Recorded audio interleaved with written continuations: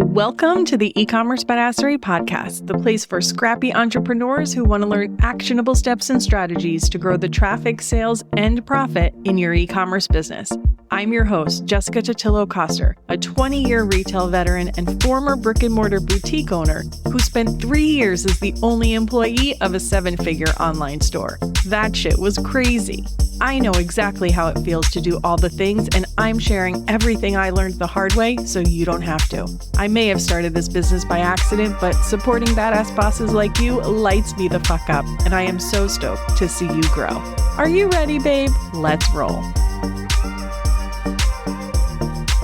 Welcome back to the E-commerce Badassery Podcast. I'm your host, Jessica Totillo-Coster. Now, you know that email marketing is one of the most important things you can do during Q4 to amplify your sales. So today, I wanted to talk about a few tips and tricks you can implement through the season to get more attention and engagement in the inbox. As I always say, email inboxes are like Twitter feeds, and you're going to be competing for people's attention. I want to make sure that you are so confident in your emails you send this season that you're not afraid to keep showing up. Before we get into the nitty-gritty of today's episode, let me remind you of a handy little holiday product I have to help you with your emails this holiday season called the Holiday Content Bundle. It includes 90 holiday content prompts and 75 holiday subject lines so you always know what to say. You've also got walkthrough videos to help you craft your content calendar, and I walk you through my crazy plan and all of the emails that I will typically send during Black Friday and Cyber Monday weekend. You can go to ecommercebadassery.com/holiday content to get yours.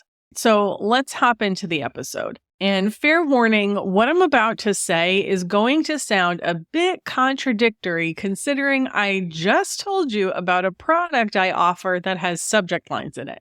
But truth is, I am a firm believer that subject lines aren't quite as important as most people make them out to be. Do subject lines matter? Yes.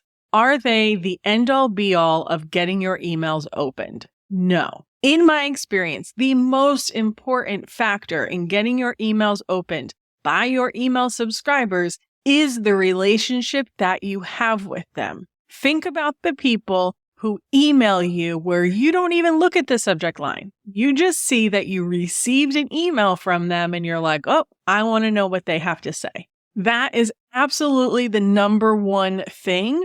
And that relationship gets built through consistency. Now, all of that is a conversation for another day, but I just want to make sure I plant that seed for you. So once we get through this holiday season and the new year rolls around, you remember to keep emailing your people. So while your subject lines aren't necessarily going to make or break your email strategy this holiday season, I do know that they can be a source of frustration for business owners. So let's chat about a few things I've learned along the way. My number one tip is to be clear over clever when it counts. For example, if you are sending an email about a sale, I have consistently found that putting the sale details in the subject line is way more effective than saying something clever, witty, mysterious, suggestive, etc. And this is going to be especially important during a busy season like Q4. Customers are scanning their inbox, looking for the best deals, and just want to see what stands out to them. If it's not obvious that you have a promotion happening and everyone else is, they might just skip your email altogether. If the email you're sending isn't specifically about a sale, then you can have fun with your seasonally inspired subject lines that get people in the mood. I personally love to play on pop culture and song lyrics, and you'll see a bunch of those types of examples in the Holiday Content Bundle. You can also use emojis to get attention. This is, of course, nothing new, and admittedly, some brands have overused these or can get excessive with them. But a cleverly placed clock or emergency siren is a great way to add a little urgency to your emails. And I talk a lot more about using urgency and scarcity in your marketing this season in episode 298, so make sure you check that out if you want to create a little FOMO for your customers.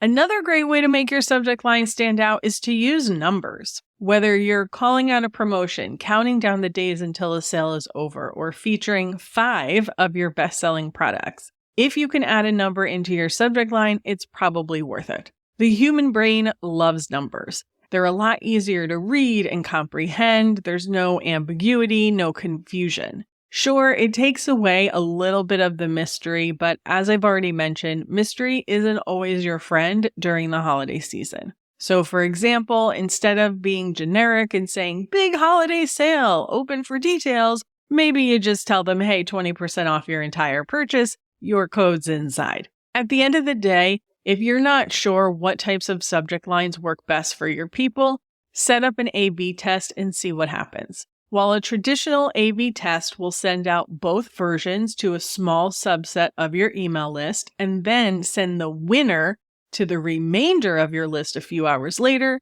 during the height of the holiday season, you might not have time to wait for a winner to be chosen. In that situation, send it to everyone, just split it 50-50, and then look at the results afterwards to figure out what the winner is. Then you can use that information to improve the subject lines in the rest of your emails. If you're listening to this in real time, it's still mid-October, you can start testing some of these theories now so that by the time you get to peak shopping season, you've already got the information you need and you know what resonates best with your email subscribers. Now, as I mentioned, subject lines aren't the end-all be-all of getting people to open your emails. And while your relationship with them is number one, that's why it's so important to be consistent throughout the year, there's another factor that gets overlooked by most e-commerce marketers I know: the time and day that you send your emails. Historically, across multiple different businesses and verticals, but all in the product-based e-commerce space, I have always found that evening emails on Sundays and then Tuesday through Thursday generate more revenue than emails sent at any other time or day. This is often surprising for a lot of people until they really start to think about their customers. If your customer works a 9-to-5 or has kids, what are the chances they can whip out their credit card and make a purchase at 9 a.m. or 3 in the afternoon? The window of 6 to 9 p.m. has always performed best, and it makes perfect sense when you consider that after dinner, people are sitting on their couch scrolling through their phone. Now again, this is just a general pattern that I've seen over the years. That doesn't mean that if you're sending emails at 3 p.m. and they're killing it, you should stop doing that. I still recommend you test that against an evening email because you might see, even if that evening email gets fewer opens, that it still generates you more revenue. But my point of talking about this is I want you to get in your customer's head and figure out when is the best time for them. All that said, when we're talking about the peak holiday shopping season, those habits might change, and that's okay. I don't expect you to figure out the best sending time in the next few weeks, but I just want you to be thinking about it and be intentional with your strategy. Like your subject lines, this is something you can test a bit over the next couple of weeks, so you'll have a bit of a better idea by the time we get to that peak season. But again, don't be surprised if things are a bit different during the holidays because people's schedules are different. So now that you've gotten them to open your email, you've got to get them to click. And an easy way to do that is with interactive content. So what does that look like? Of course, animated GIFs are an easy way to jazz up your email and grab their attention. If you just want to emphasize a mood in your email, grab something from Giphy, drop it in there, call it a day. If you have a holiday bundle or a collection of best-selling products, use a GIF to cycle through the different items that are available. You could also just keep it simple by animating the text on a hero image too. One caveat here is that Klaviyo only allows a maximum image size of 5 megabytes. So if your GIF is too intricate, if it has too many frames, or it's just too big in pixel height or width, it's going to be hard to get it small enough to use in your email. While Canva makes it super easy to create GIFs, you'll likely need a separate online tool to optimize it. There are a ton of them out there that will let you resize the image, remove frames, compress it. A quick Google search will find them for you. I will say, I am notorious for spending way too much damn time optimizing GIFs to get them small enough, so don't be like me. Keep them simple. They'll stay naturally small. And if you can't get the GIF to fit, just move on and do something different. Okay. Another way to engage your email subscribers is to promote a quiz. Whether you send them to your product recommendations quiz or you turn that into a GIF finder, something I've talked about a few times here on the podcast and I love. No matter what it is, customers love a good quiz. If you don't already have a quiz and you don't have time to create one, you could create a decision tree in your email to guide them toward the best product for them. So essentially, you just have questions and it leads them down the line. And then at the bottom, that line leads to their perfect product. You can also ask a one-question survey that only requires them to click a specific button based on their answer. So maybe you ask them who they're shopping for or what their top shopping priority is. For example, are they looking for truly unique gifts or are they just trying to find the best deal? And then you can link them to the most applicable collection based on those answers. Another way to make things interactive is to make them personal. When it comes to Q4, especially your Black Friday, Cyber Monday sales days, I generally recommend you limit your segmentation to excluding people who have already bought from you, because you can actually over-segment your list, especially when it's small. But that doesn't mean there aren't some key groups of subscribers that you can identify and tailor your messaging to them, creating a more personal experience. When I do this, I am focused on segments that are life cycle based, meaning where is the customer in their journey with you and what are their typical shopping habits? I'm not really going in and saying, oh, who are the people that bought product A so that I can send them product B? That might work for your business if you have a big enough pool of people. But for 98% of people that I work with and know, it's really not worth it to go down that rabbit hole. I'd rather you just focus on the life cycle side. So for example, do you have a segment of customers who only buy from you during the holiday season? Or do you have a segment of customers who only ever buy from you when you're running a sale?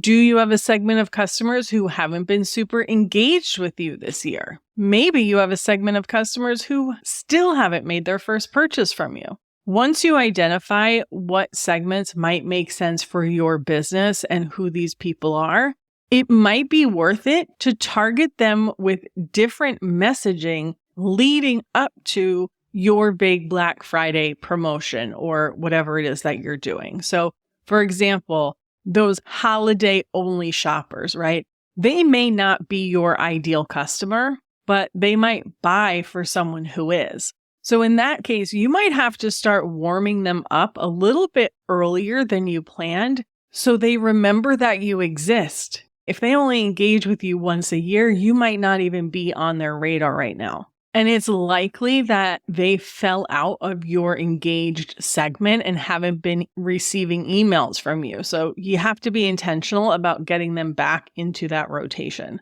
For the customers who have been on your list for a while but still have yet to purchase from you, maybe you want to send them a text-based email asking them if they have any questions about your products. This way you can answer those questions and overcome any potential objections before the holiday shopping season is in full swing. Again, I don't want you to go crazy with segmenting during the height of Q4, but being intentional about how you warm up these different groups of people can make a big difference in how engaged they are during that peak shopping time. Now, at the end of the day, you're doing all of this work to create emails and engage your customers. One of the most important things you need to do is make sure that they can actually read your emails. So we already know how important optimizing your emails for mobile is, but don't forget to consider dark mode as well. When it comes to mobile, the number one thing that will make this a super easy process for you is to just use as much web text as possible.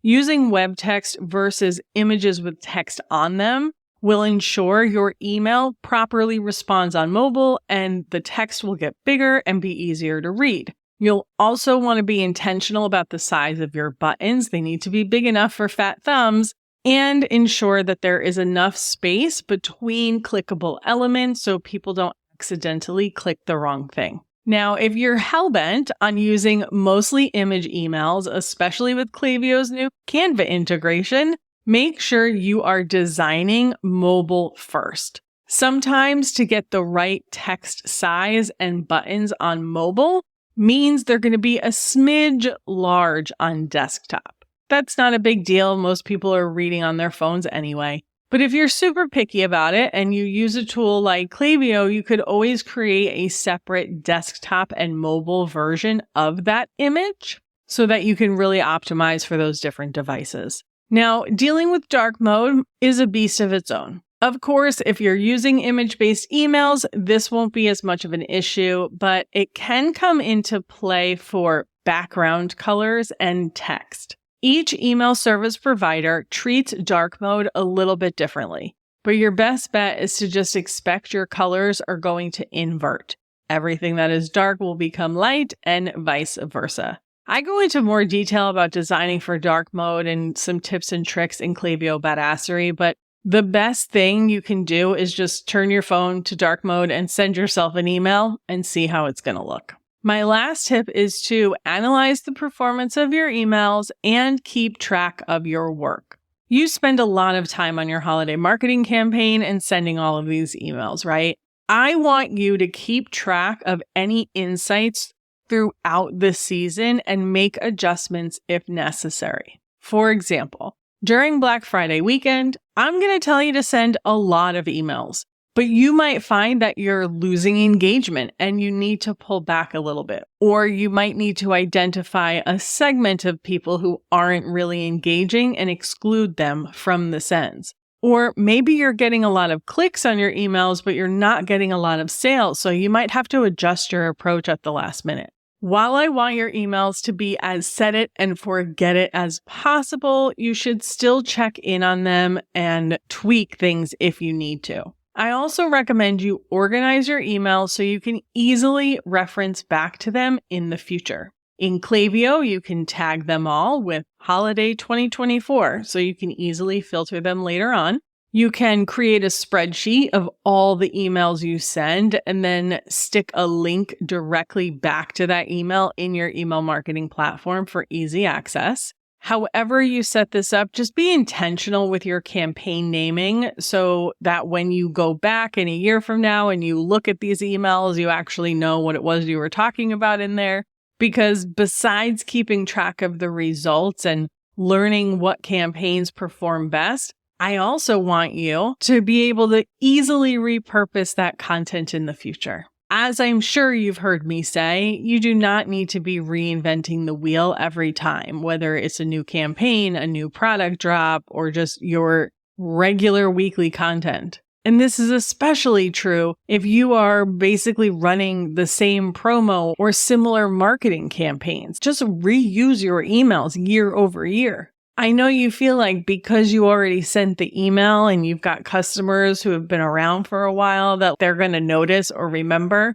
Highly doubtful. So don't create more work for yourself for the sake of being busy. Again, however you set this up, my goal is for you to just keep yourself organized from day one so that when you try and come back next year, you don't have to dig through your archives and find everything. It's all organized and easy for you to access. Of course, when it comes to holiday email strategy, we've just scratched the surface with a few key things we don't spend enough time talking about. But there is certainly a lot more where that came from. If you want to dive deeper in Q4 email strategy, make sure you check the show notes for links to the resources I've mentioned today, along with some other episodes of the show I think you'll find super helpful. And if you know anyone else who needs to hear this, please share this episode with them. I would be so grateful. And on that note, I'm out. Thanks so much for hanging out with me today, and I'll see you on the flip side, friend. Thank you so much for listening to today's episode. If you want to learn more about growing your e-commerce business, get started with my free resource library at ecommercebadassery.com/free stuff and get an invite to the Lounge, my e-commerce marketing membership.